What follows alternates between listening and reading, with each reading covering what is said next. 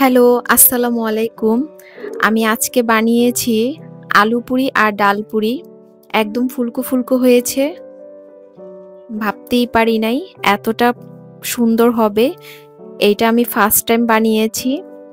মাশাআল্লাহ খুব সুন্দর হয়েছে আর ফুলকো হয়েছে। তো চলো আমি কিভাবে বানিয়েছি তোমাদের সাথে শেয়ার করি।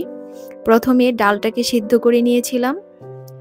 তাতে করে আমি চিলি ফ্লেক্স, ধনিয়া পাতা, লবণ, সামান্য একটু হলুদ দিয়ে একটা পুর রেডি করে নিয়েছি।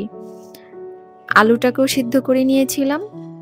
তাতে করে আমি ধনিয়া পাতা, চিলি ফ্লেক্স, লবণ দিয়ে মেখে রেখে দিয়েছি।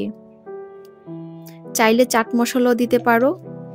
আরেকদিকে আমি একটা ডো রেডি করে নিয়েছি একটু সফট করে, কারণ আমি এটাকে বেলুন পিঁড়িতে বেলে পুরি বানাবো না, আমি হাত দিয়ে চেপে চেপে পুরিটা বানাবো।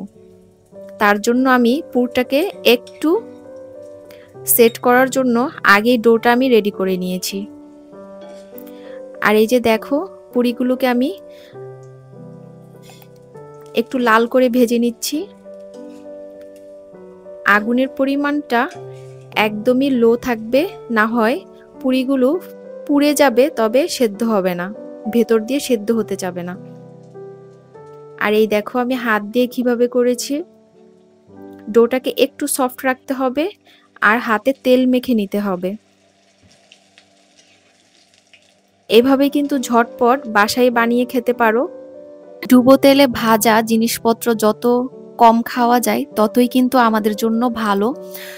যদিও সব সময় খাওয়ার জন্য এই খাবারগুলো না, তবে যখন খেতে ইচ্ছে করে মাঝে মাঝে হঠাৎ যদি খেতে চাও, বাহির থেকে না এনে বাসায় বানিয়ে খাওয়াটাই আমি মনে করি সেফ।